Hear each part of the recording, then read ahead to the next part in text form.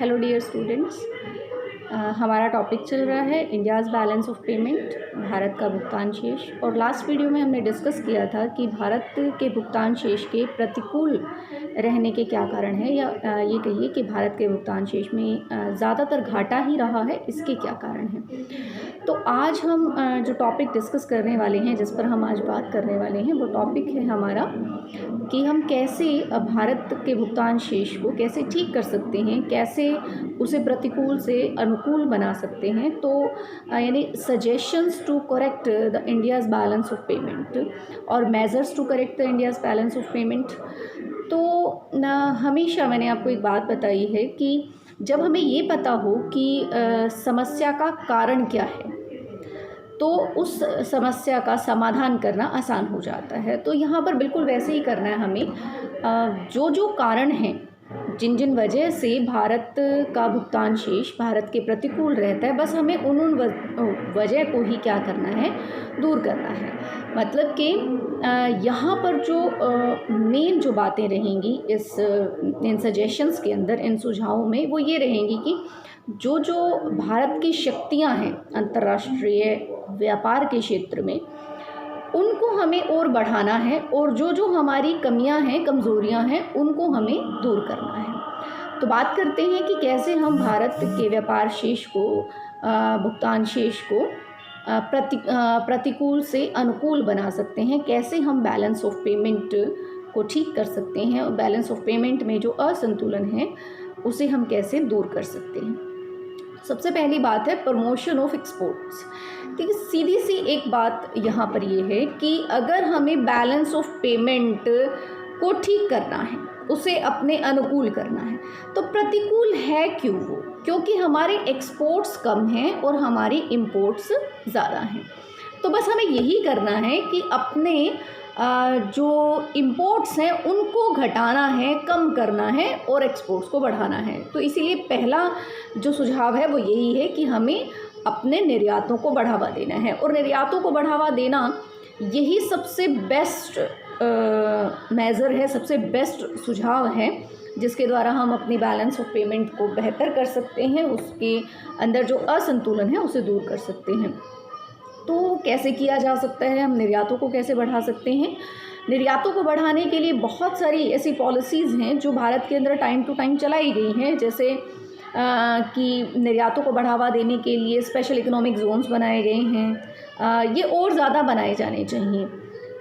जो निर्यातक हैं उनको सरकार की तरफ से फैसिलिटीज़ मिलनी चाहिए। टैक्स के अंदर उन्हें कुछ रिलैक्स दिया जा सकता है, कोई छूट दी जा सकती है टैक्स के अंदर, या फिर जो इंफ्रास्ट्रक्चर है की रिक्वायरमेंट है, उस रिक्वायरमेंट को पूरा कर दिया जाए। क्योंकि जब हमारी इंफ्रास्ट्रक्चर की रिक्वायरमेंट पूरी हो जाएगी तो जो एक्सपोर्टर्स हैं उनको उत्पादन करने में समय कम लगेगा, लागतें कम लगेंगी, कीमतें कम रहेंगी हमारी वस्तुओं की, जिसकी वजह से इंटरनेशनल मार्केट के अंदर जो हमारे प्रोडक्ट्स हैं वो दूसरे देशों के प्रोडक्ट्स के साथ compete करने में सक्सेसफुल रहेंगे, और जिससे हमारे निर्यातों की मांग विदेशों के अंदर बढ़ेगी। इससे हमारे निर्यात बढ़ेंगे, और निर्यात बढ़ेंगे तो ऑब्वियसली हम अपने जो बैलेंस ऑफ पेमेंट है उसको करेक्ट कर पाएंगे, उसको संतुलन में लेकर के आ पाएंगे। सेकंड जो बात है वो है इंक्रीज़ इन प्रोडक्शन। बिल्कुल सीधी सी बात है, अगर हमें निर्यातों को बढ़ाना है तो मतलब हमें अपने उत्पादन को बढ़ाना होगा। अब उत्पादन को बढ़ाना दो तरीके से इफ़ेक्ट करता है। हम उत्पादन को बढ़ाते हैं तो अगर हम उस क्षेत्र में उत्पादन को बढ़ा रहे हैं जहाँ से निर्यातों को प्रोत्साहन मिलता है, या निर्यात से संबंधित वस्तुओं के उत्पादन को बढ़ा रहे हैं, तो उसका प्रभाव ये होगा कि हमारे निर्यात बढ़ जाएंगे। निर्यात बढ़ेंगे तो हमें अधिक मात्रा में विदेशी मुद्रा प्राप्त होगी। और अगर हम उत्पादन बढ़ा रहे हैं, ऐसी वस्तुओं का उत्पादन बढ़ा रहे हैं जिनकी कमी होने की वजह से उन्हें हमें विदेशों से आयात करना पड़ जाता है, तो अगर हम उस क्षेत्र में उत्पादन बढ़ाते हैं तो इसका प्रभाव ये होगा कि हमें आयात कम करने पड़ेंगे। और यही तो हमें करना है, बैलेंस ऑफ पेमेंट को करेक्ट करने के लिए, भुगतान शेष को ठीक करने के लिए, अपने अनुकूल करने के लिए हमें यही करना है, निर्यातों को बढ़ाना है और आयातों को कम करना है। जो तीसरी महत्वपूर्ण बात है बैलेंस ऑफ पेमेंट को करेक्ट करने के लिए, या तीसरा सुझाव है वो है ट्रेड एग्रीमेंट्स का, व्यापार समझौते। वर्तमान समय के अंदर व्यापार समझौते एक बड़ी कॉमन सी बात है। अब पहले हमें ये समझना होगा कि व्यापार समझौते होते क्या हैं। व्यापार समझौते क्या हैं कि कुछ देश, दो देश या दो से ज़्यादा देश आपस में व्यापार को लेकर के एक एग्रीमेंट करते हैं, एक समझौता करते हैं, एक गठबंधन करते हैं। वो ये होता है कि वो देश जिन जिन बातों पर उसमें आपस में सहमति हुई होती है उस गठबंधन के अंदर या उस समझौते के अंदर, तो फिर वो देश एक दूसरे देशों में होने वाले व्यापार के बीच में, यानी कि अगर 4 देशों के बीच में कोई व्यापार को लेकर के समझौता हुआ है, तो वो चारों देशों के अंदर ये बात रहेगी कि वो एक दूसरे पर वस्तुओं के आयात और निर्यात पर किसी प्रकार के अतिरिक्त कर नहीं लगाएंगे। वो फ्रीली मूव कर सकते हैं एक देश से दूसरे देश के अंदर, और उससे व्यापार को बढ़ावा मिलता है। तो इस तरह के व्यापारिक समझौते हमें ज़्यादा करने चाहिए, जो कि पिछले काफ़ी वर्षों के अंदर भारत ने किए भी हैं। भारत 1994 के अंदर ही जब गैट का समझौता हुआ, गैट है general agreement of trade and tariff, खैर इसको बाद में रिप्लेस कर दिया गया था WTO से, वर्ल्ड ट्रेड ऑर्गेनाइजेशन से। तो भारत गैट का भी फाउंडर मेंबर था, और उसके बाद जब गैट से बदल करके ये WTO हुआ, वर्ल्ड ट्रेड ऑर्गेनाइजेशन हुआ, तो भारत उसका भी फाउंडर मेंबर रहा है। इसके अलावा भारत ने और बहुत सारे देशों के साथ इस तरह के व्यापारिक समझौते किए हुए हैं, जैसे सार्क का समझौता है, जो भारतीय उपमहाद्वीप के 7 देशों के मध्य में है ये समझौता। तो ये 7 देश एक दूसरे के ऊपर व्यापार को लेकर के प्रतिबंध नहीं लगाते हैं, फ्री ट्रेड जैसी सिचुएशन होती है इन सभी देशों के बीच में। आपस में कोई अतिरिक्त कर नहीं लगाए जाते हैं, कोई कोटा निर्धारित नहीं किया जाता है, चाहे आयात को लेकर के हो या निर्यात को लेकर के हो। तो इस तरह के जो व्यापारिक समझौते होते हैं उससे हमेशा ही फ़ायदा मिलता है, व्यापार बढ़ता है, और व्यापार बढ़ता है तो फिर हमारे निर्यात भी बढ़ते हैं। तो इस तरह के समझौते भारत को ज़्यादा करने चाहिए अगर हम अपने बैलेंस ऑफ पेमेंट को ठीक करना चाहते हैं। तो चौथा जो उपाय बताया गया है बैलेंस ऑफ पेमेंट को करेक्ट करने का, वो है कि हमें निवेश को बढ़ावा देना चाहिए। निवेश, विदेशी निवेश, क्योंकि आपने ये देखा भी है कि हमने अभी तक पढ़ा है हमारे बैलेंस ऑफ ट्रेड के अंदर जो व्यापार शेष था, यानी कि जो वस्तुओं का आयात और निर्यात का जो हमने बैलेंस निकाला था, उसमें हम ज़्यादातर किस में रहे हैं, घाटे में रहे हैं। और ये जा कर के करेक्ट होता है हमारा या तो इनविजिबल ट्रेड से, मतलब सेवाओं के व्यापार से, क्योंकि सेवाओं के व्यापार में हमेशा ही हमें बेनिफिट रहा है, वो हमारे अनुकूल रहा है। हम ज़्यादा मूल्य की सेवाओं का निर्यात करते हैं, जबकि आयात हम कम मूल्य की सेवाओं का करते हैं। और जब इसमें भी कोई दिक्कत होती है तो वो हमारी पूरी हो जाती है विदेशी निवेश के ज़रिए। तो विदेशी निवेश एक तो हमारी बैलेंस ऑफ पेमेंट को करेक्ट करने में हेल्प करता है। दूसरा ये है कि अगर विदेशी निवेश आता है, जैसे मल्टीनेशनल कंपनीज़ के ज़रिए, बहुराष्ट्रीय कंपनियों के ज़रिए अगर विदेशी निवेश आ रहा है हमारे देश के अंदर, तो उससे उत्पादन बढ़ता है। और अगर हम अपनी जो पॉलिसी है उसको इस तरीके से डिज़ाइन करते हैं कि मल्टीनेशनल कंपनीज़ के द्वारा हमें या तो इस तरह के उत्पादन करने में सहयोग मिले कि उससे निर्यातों को बढ़ावा मिल सके, या फिर इस तरह की वस्तुओं का उत्पादन अधिक किया जा सके कि हमें विदेशों से आयात करने की ज़रूरत ना पड़े और उन वस्तुओं का उत्पादन हमारे अपने देश में हो जाए, जिसको कि हम आयात प्रतिस्थापन कहते हैं। कि जिन वस्तुओं का हम आयात करते हैं, या तो उन वस्तुओं को, या कम से कम उनके सब्स्टिट्यूट्स, जो उनके प्रतिस्थापन वस्तुएँ होती, स्थानापन्न वस्तुएँ होती हैं, उनका हम अपने देश में निर्माण करें, ताकि हमें विदेशों से आयात करने की ज़रूरत ना पड़े। इसके अलावा और क्या सुझाव हो सकते हैं जिससे हमें विदेशी मुद्रा प्राप्त हो सकती है, वो है कि हम टूरिज़्म को बढ़ावा दें, पर्यटन को बढ़ावा दें हमारे देश के अंदर। क्योंकि जब दूसरे देशों से पर्यटक हमारे देश में आते हैं तो उसका दो तरफा फ़ायदा होता है। एक तो ये कि उनके यहाँ आने से हमारी जो डोमेस्टिक इकॉनमी है उसको टूरिज़्म के ज़रिए, जो टूरिज़्म इंडस्ट्री है वो ग्रोथ करती है, यानी कि जो हमारा पर्यटन उद्योग है जिसमें होटल हैं या रिजॉर्ट्स हैं या इस तरह की और बहुत सारी चीज़ें हैं, उनको बढ़ावा मिलता है। या जहाँ पर पर्यटन स्थल हैं वहाँ की जो स्थानीय बाज़ार होते हैं उसमें वो लोग ख़रीदारी करते हैं तो उसको बढ़ावा मिलता है, वहाँ मांग बढ़ती है, उत्पादन बढ़ता है, उसके हर तरीके से पॉजिटिव इफ़ेक्ट होते हैं। जैसे कि हम अगर अपनी कंट्री के अंदर देखें कि बहुत सारे ऐसे एरियाज़ हैं, अगर हम कश्मीर की बात करें या हम उत्तराखंड के बहुत सारे ऐसे क्षेत्रों की बात करें तो वो वहाँ की जो पूरी की पूरी अर्थव्यवस्था है वो पर्यटन के ऊपर सबसे ज़्यादा निर्भर करती है। तो इस तरीके से पर्यटन हमें बहुत हेल्प देता है। एक तो हमारी डोमेस्टिक इकोनॉमी के डोमेस्टिक मार्केट के अंदर प्रोडक्ट्स की डिमांड बढ़ती है क्योंकि वो लोग जब यहाँ आते हैं विदेशी पर्यटक तो वो यहाँ वस्तुएं खरीदते हैं, उनकी मांग बढ़ती है, उनका उत्पादन बढ़ता है, रोज़गार मिलता है लोगों को। और दूसरा हमें विदेशी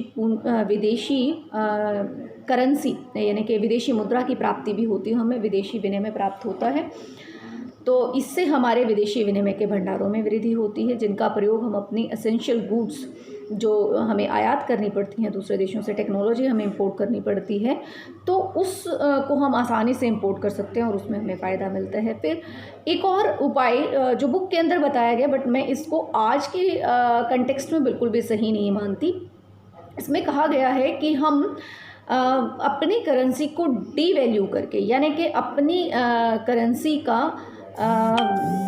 जो है अवमूल्यन करके कि हम अपनी करेंसी की वैल्यू को दूसरे कंट्री की करेंसी की वैल्यू की तुलना में उसकी वैल्यू को कम कर दें। जैसे कि अगर हम ये कहें कि भाई मान लीजिए कि जो $1 है वो 65 रुपये के बराबर है तो हम करें कि भाई $1 65 नहीं 67 रुपये के बराबर है, या हम कहें कि $1 70 रुपये के बराबर है। तो इससे क्या हो गया कि डॉलर का मूल्य तो बढ़ गया, डॉलर अब 65 रुपये की बजाय 70 रुपये के बराबर हो गया, तो डॉलर का मूल्य बढ़ गया और रुपए का मूल्य क्या हो गया, घट गया। अब आप ये कहेंगे कि इससे क्या फ़ायदा होगा, ये तो नुकसान वाली बात है क्योंकि हमारे रुपए का मूल्य तो घटा है, लेकिन नहीं, इससे बेनिफिट ये मिलता है कि अगर हमारी अपनी करेंसी का मूल्य घटता है तो उससे हमारे निर्यात बढ़ते हैं और आयात घटते हैं, क्योंकि जब हमारी करेंसी की वैल्यू कम हो जाएगी तो जो इंटरनेशनल मार्केट में हमारे जो निर्यात हैं वो सस्ते हो जाएंगे। मतलब अगर मैं बात करूं कि अमेरिका के अंदर लोगों को जहां इंडिया की पहले 65 रुपये की चीज़ के लिए $1 देना पड़ता था, अब उस 65 रुपये की चीज़ के लिए उसे $1 से कम देना पड़ेगा क्योंकि अब 70 रुपये के लिए $1 देने की ज़रूरत है। तो हमारे निर्यात सस्ते हो जाएंगे जिससे हमारे निर्यातों की मांग बढ़ेगी और आयात क्या हो जाएंगे, महंगे हो जाएंगे, क्योंकि अब पहले हमें $1 की चीज़ के लिए 65 रुपये चुकाने पड़ते थे, अब हमें उसी $1 की चीज़ के लिए 70 रुपये चुकाने पड़ेंगे। तो आयात महंगे हो जाएंगे और आयात महंगे होंगे तो उनकी मांग कम हो जाएगी और आयात घट जाएंगे हमारे। तो इससे हम अपनी बैलेंस ऑफ पेमेंट को ठीक कर सकती हैं। अब इस पॉइंट के बारे में मैं आपको 2 बातें बताना चाहूँगी। पहली बात तो ये है कि करेंसी का जो डीवैल्यूएशन होता है, करेंसी का जो अवमूल्यन होता है वो एक सीमा तक ही ठीक रहता है। हम इसको बहुत ज़्यादा डीवैल्यू नहीं कर सकते हैं कि हम कि अपनी करेंसी की वैल्यू को बहुत ज़्यादा घटा दें, तो वो सही नहीं होता है क्योंकि उसका फिर हमारी अर्थव्यवस्था के ऊपर दूसरे तरीके से ऋणात्मक प्रभाव, विपरीत प्रभाव पड़ने शुरू हो जाते हैं।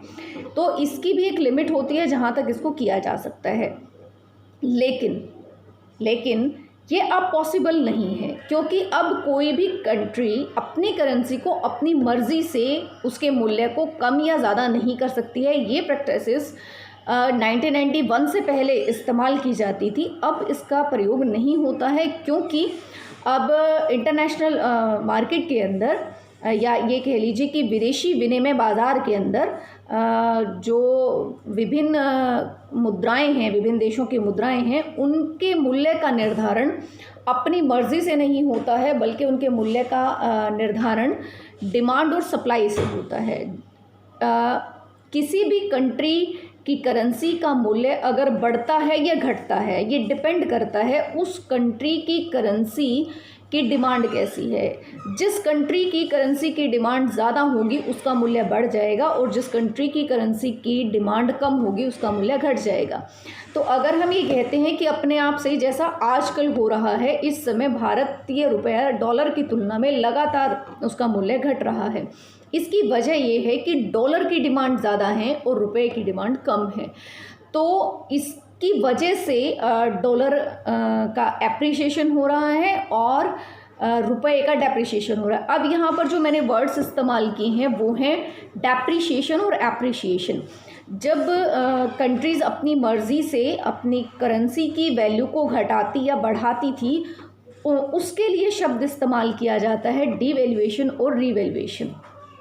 जबकि अब जब कंट्री की करेंसीज के जो एक्सचेंज रेट है वो अपने आप से डिमांड और सप्लाई से निर्धारित होती है, तो अब इनको कहा जाता है डेप्रिसिएशन और एप्रिसिएशन। अगर मूल्य घटता है तो हम उसे कहते हैं डेप्रिसिएशन, और अगर मूल्य बढ़ता है करेंसी का तो उसे हम कहते हैं एप्रिसिएशन। तो इसका हम ज़्यादा प्रयोग, मतलब हम इसे अपनी मर्ज़ी से हम इसको रेगुलेट नहीं कर सकते हैं। ये it's all up to demand and supply of the currencies. तो इसके बारे में, लेकिन मैंने आपको इसको समझा दिया है कि ये है क्या, पर इसका अभी हमारे ये कंट्रोल में नहीं है, तो हम इसे अपने आप से नहीं कर सकते हैं। जो नेक्स्ट जो पॉइंट है, जो नेक्स्ट मेज़र है जिसके ज़रिए हम अपनी जो बैलेंस ऑफ पेमेंट है उसको करेक्ट कर सकते हैं, वो है कि हम अपनी कंट्री के अंदर जो इन्फ्लेशन है उसे कंट्रोल करें। मतलब कि जो मुद्रास्फीति है उसे कम करें। कीमतें ज़्यादा नहीं बढ़नी चाहिए। जब किसी अर्थव्यवस्था के अंदर तेज़ी से कीमतें बढ़ती हैं तो उसका जो प्रभाव है वो सिर्फ घरेलू अर्थव्यवस्था के ऊपर ही नहीं पड़ता है, केवल घरेलू मार्केट के ऊपर ही नहीं पड़ता है, बल्कि उसका प्रभाव विदेशी बाज़ार के ऊपर भी पड़ता है, इंटरनेशनल मार्केट के ऊपर भी पड़ता है। तो अगर हमारे यहाँ पर कीमतें वस्तुओं की लगातार बढ़ती रहेंगी तो उसका प्रभाव ये होगा कि जो हमारे निर्यात हैं वो विदेशी मार्केट में ज़्यादा कीमत पर होंगे। तो विदेशी मार्केट के अंदर फिर इसकी डिमांड, हमारे निर्यातों की मांग कम की जाएगी, और हमारे निर्यातों की मांग कम होगी तो उसका हमारी बैलेंस ऑफ पेमेंट के ऊपर विपरीत प्रभाव पड़ेगा। और साथ के साथ अगर हमारी वस्तुओं की कीमतें अधिक हैं तो उसका प्रभाव ये भी होता है कि जब दूसरे देशों की वस्तुएं हमारे देश में आती हैं और वो कम कीमतों की होती हैं, तो उसका प्रभाव ये रहता है कि फिर हमारे अपने ही देश में अपनी वस्तुओं की कीमत जो मांग है वो भी कम हो जाती है। ऐसे में लोग सस्ते होने की वजह से जो इम्पोर्टेड कमोडिटीज़ होती हैं, जो आयातित वस्तुएं होती हैं, उनकी मांग ज़्यादा करने लग जाते हैं। जैसा कि जो है इलेक्ट्रॉनिक गुड्स के अंदर हमें देखने को मिलता है, क्योंकि जो भी इलेक्ट्रॉनिक गुड्स हैं वो सभी जो चीन से आने वाली इलेक्ट्रॉनिक गुड्स हैं उनकी कीमतें बहुत कम हैं, जबकि हमारे देश में उत्पादित होने वाली इलेक्ट्रॉनिक गुड्स की कीमतें ज़्यादा हैं। तो चाइनीज़ प्रोडक्ट्स के सस्ता होने की वजह से उनकी डिमांड ज़्यादा है। तो हमें ये करना है कि हमारे अपने देश के अंदर कीमतों को नियंत्रित करना है। तो इसके लिए क्या किया जा सकता है कि हम अपने देश के अंदर कीमतों को कैसे नियंत्रित कर सकते हैं। उसके लिए ज़रूरी ये है कि हम अपने देश के अंदर टेक्नोलॉजिकल डेवलपमेंट को बढ़ावा दें, हम तकनीक विकसित करें। जितना ज़्यादा काम रिसर्च एंड डेवलपमेंट पर किया जाएगा, जितना ज़्यादा उसके लिए खर्च किया जाएगा, उससे हमारे अपने देश के अंदर उत्पादन की नई और बेहतर तकनीकों को का आविष्कार किया जा सकेगा। और जब हम एक बेहतर तकनीक का इस्तेमाल करेंगे तो टेक्निकल डेवलपमेंट का मीनिंग ही ये होता है कि जब हम पहले जितना उत्पादन पहले से कम साधनों द्वारा कर सकें, या मैं इसको दूसरे शब्दों में कहूँ तो अगर हम पहले जितना उत्पादन करने के लिए लागत को कम कर पाते हैं पहले से, तो इसका मतलब ये होता है कि हमारी जो तकनीक है वो पहले से विकसित हो चुकी है। तो अगर हम उत्पादन सस्ती कीमतों पर कर पाएंगे या सस्ती लागत पर उत्पादन कर पाएंगे, तो जब लागत कम होगी तो उसकी कीमत भी कम रखी जाएगी, और जब कीमत कम होगी तो फिर उसकी मांग बढ़ेगी। तो ये किया जा सकता है। इसके अलावा जो गैर आवश्यक आयात हैं हमारे, उनको कम किया जाए।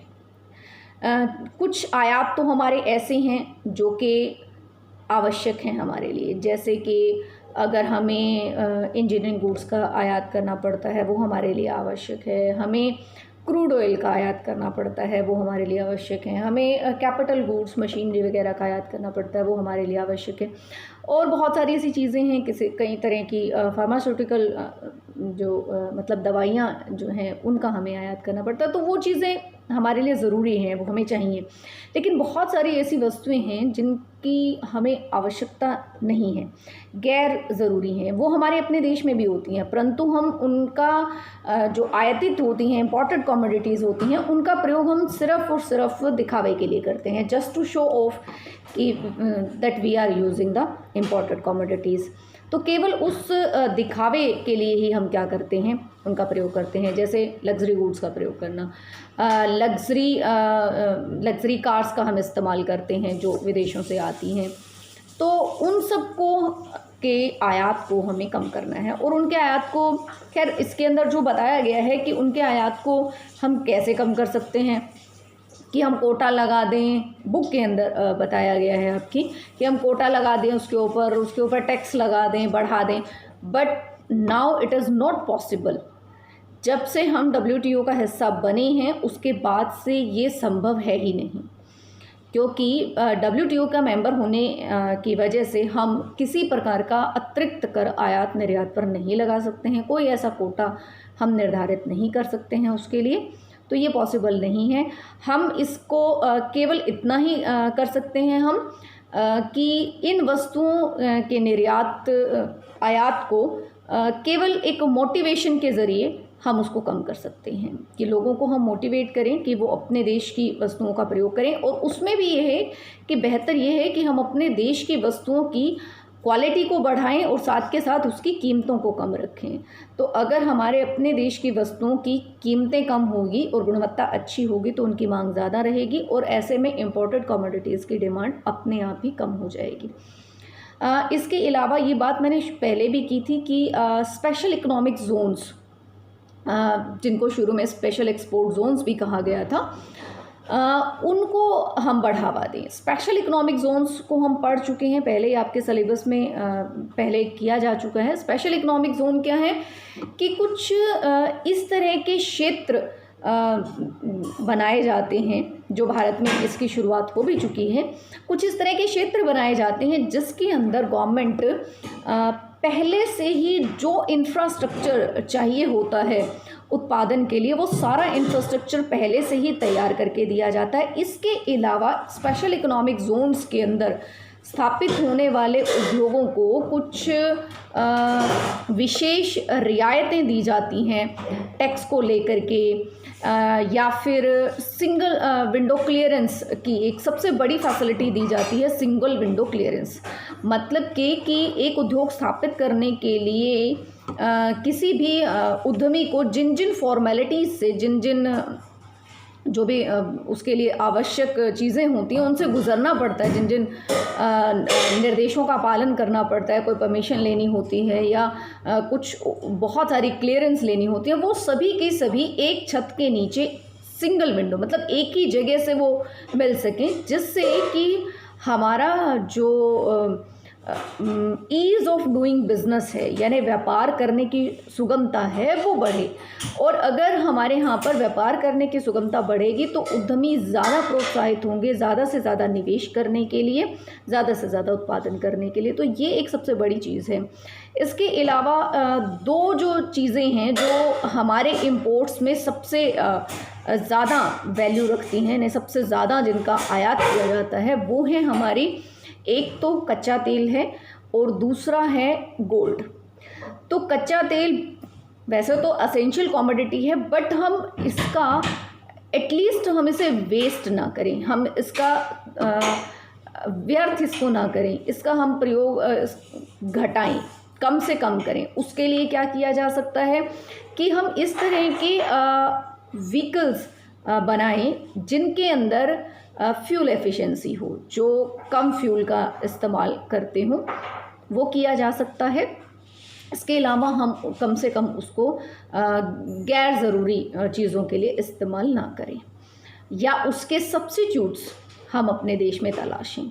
ठीक है, जैसे सोलर एनर्जी से हो सकता है, या और बहुत सारे इस तरह की चीज़ें हैं जो क्रूड ऑयल के सब्स्टिट्यूट के रूप में इस्तेमाल की जा सकती है, जिससे हमारा कच्चे तेल का आयात कुछ कम हो सके। और दूसरी जो चीज़ है वो है गोल्ड।